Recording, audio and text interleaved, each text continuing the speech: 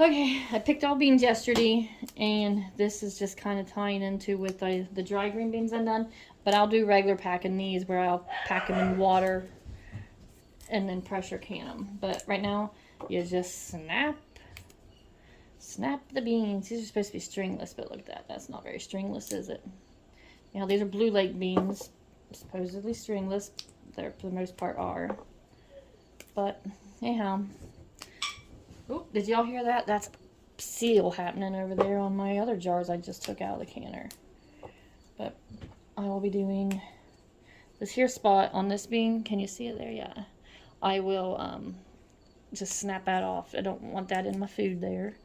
So, and then you don't have to snap them in half. You can leave them whole. You just pretty much do to them what you want. We need them a little bit shorter up here. No reason in particular. But, you know, each their own. Snapping beans at the table for seems like hours because I had about 3.5 more gallons to go before I get these all done. So I guess I'll follow up with you when I'm getting them put into the jars. Okay, so wow, well, good job, Simba Cat. Anyhow, pickling and canning salt. This is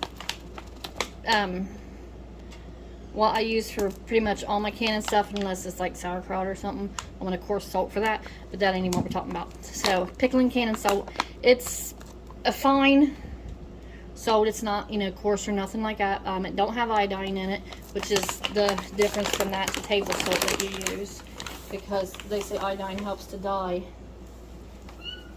makes your food lose color, dye the color, make the water cloudy. So anyhow, I'm dumping this because it's almost empty. Like, it's hard to reach down in there. So I'm dumping it in this bowl here for easier access. That's all.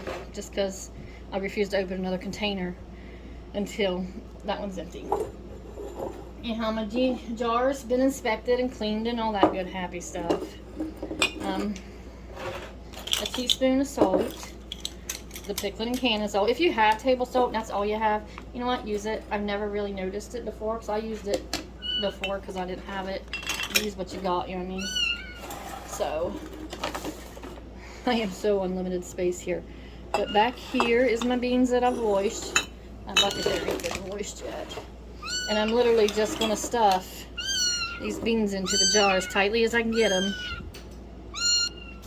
Okay, so yeah, I'll put them in here. Like I said, I snapped these and they've been moist.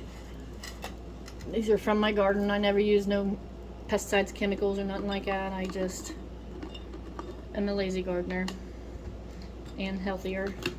But the funnel purpose mostly is just to keep the band clean, the lid clean, and it, you know, it does allow you to be a little sloppier when you're doing it here. It is great for a lot of things like the chilies and stuff, but for the beans, it seems to be a little bit of a whatever, but it helps. And I'll get the beans all the way down in this jar here and really press them down in there. See, and I want to take them up to about 1 inch head space. That is the amount of space at the top of the jar that I leave, counting liquid and everything else. That's too big. You know, 1 inch, it'll be about to this here point. This is, the jar is also like a cheat sheet for that. Like, you know, here's your 1/4 inch, and you just keep following it around, and you're like, okay, that's 1/4 inch. Down here, it's your 1/2 inch, and you keep going down here, and then you're at your inch. That's about 1 inch of head space. So you can use that as a cheat mechanism to just get a, you know, pretty focal point on it and be like, yep, that looks good. And then you got to put water in this. So, but pack them beans in tight because they do cook up and get small. And you will have space in the jar. So the tighter they are, the more full your jar will be. So, get them in here. It's taking me, I feel like, forever. But anyhow, they're in there tight, very tight. And I dump my water in. Okay, so anyhow, I just got sink water. You have city water, but sink water, whatever. And then you just start filling it in. Go kind of slow because it'll help to do the air bubbles, because you'll be amazed at how much air bubbles can be in this here jar. Filled up to about the 1 inch head space. And then, let me sit back here for you. Oh, there we go. Anyhow, and then you're over here at this, and see you got, see the air moving through? That's the lazy person's way of removing air bubbles. It's usually the way I do it because I'm a lazy person at times. But then you also got this here bubble remover. And it goes down in here, and you just really work them beans around and get all that air out. That way you know you got plenty of fluid, liquid, whatever it is you're using. I mean, feel free to season these however you want. But yeah, so anyhow, you know, see how tight they are in here. They're good in here. No more air bubbles. So, you know, you got plenty of water in between the beans and all. Finish topping it off a little bit. Up to about the inch, so you know you're good there. And now I wipe my rims, lids, and bands. So let's do that. Okay, now this is a regular mouth jar. I prefer to do my green beans in a wide mouth just because they're easier to come out. But honestly, I only got so many left, and I am hoarding those back for when I can deer roast this coming year when we get some deer. Because it's much easier to do the roast in a wide mouth than a regular. So, yeah, wipe your rim real good. Make sure it's clean, you know, all there. And then I've got regular mouth lids.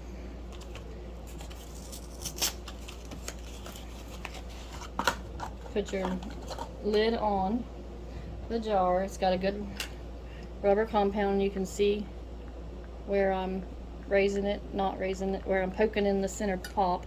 So good compound there. Put that on. Take your ring, and then it says finger tight just right. I struggle with that. I always over tighten. The cheap lids will make them buckle. I don't normally have issue with these.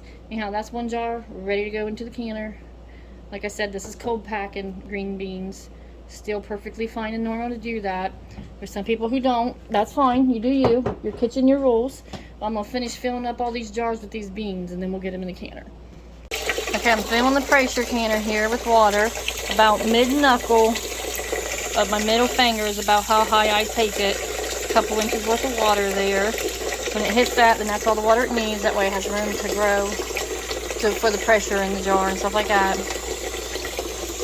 And 10, my gosh. And then here is an arrow, align arrows with the arrow on the lid. That's how you know how to put the lid on. And I'm there. So, anyhow, I'm using cold water in this because of where the water in the beans was cold instead of a hot pack.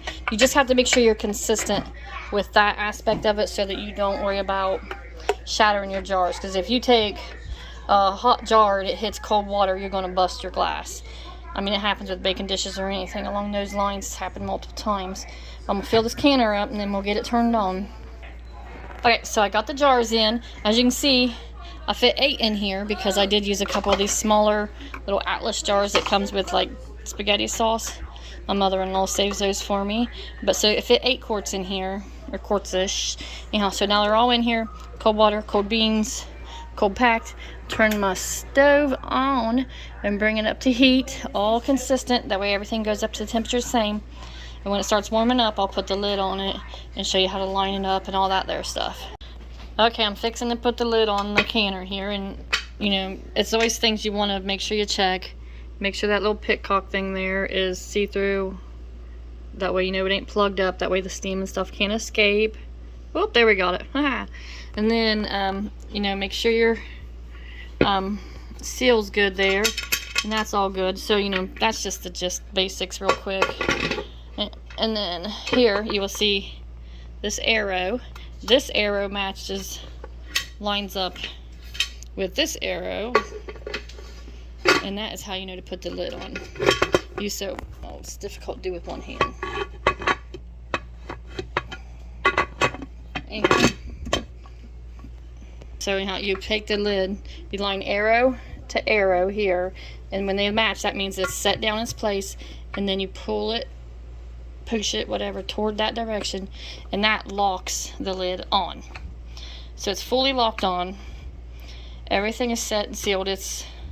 Then this here will start jiggle, and then it'll pop up when the pressure's in the pan, and then that's when this here will start venting and steaming real good. And when that's done, you let it vent 10ish or so minutes, and then you put your weight on it. And then this here little safety mechanism also, see how it raises up like so?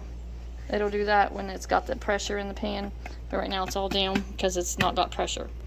So that's where we're at with that. Got the lid on. Now I just wait for this here to pop up before I put the jiggler on. Okay, so you can see this here's popped up, which means the pressure is built to it. And here you can see steam coming out. Lots of steaming. So it's been venting at the steam for, you know, close to 10ish minutes or so. And then you've got this here as my weight. Get it here in the picture. But this is the jiggler weight. This is a 5-pound weight. And then adding this ring to it makes it 10 pound. So that sits directly on top of this. And then once this starts getting the jiggle going, that's when the 10 pounds of pressure is reached. And that's when I start the timer for 25 minutes. But until then, I just wait for that to start jiggling. Okay, so I'm a jiggling here. That means I've hit 10 pounds of pressure. That's about the steady of a jiggle you want. And then, so I will maintain it. If it gets too much of a jiggle going, you just adjust the heat to it. And then I'll set my timer for 25 and start. And then in 25 minutes, I'll remove it from the heat and let it depressurize, and I'll show you how to go about doing that. Okay, timer is done, so the time is up. Oops, steam right up there. Remove it from the heat now, and then we wait for the pressure to drop. Oh my gosh, that's heavy. Oh man, that was heavy. There you go. Okay, ooh, I touched it. You can see here where this is dropped now. Oh, sticking hot. But anyhow, it's dropped. That means the pressure's been released from the pan. Their secondary thing is down, so it's all good to go. So it's safe to remove the jiggler weight. And then you would unlock it just like you locked it, except opposite, of course. And then when you raise the lid off, you want to take it and open it away from you because the steam will scald you. It's right here. What are you doing? Moving it away from you. Oh. There you go. Now just lift it up away from you.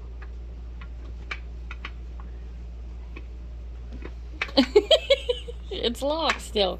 You gotta unlock it. There you go. Now you got it. No, or you don't. Oh.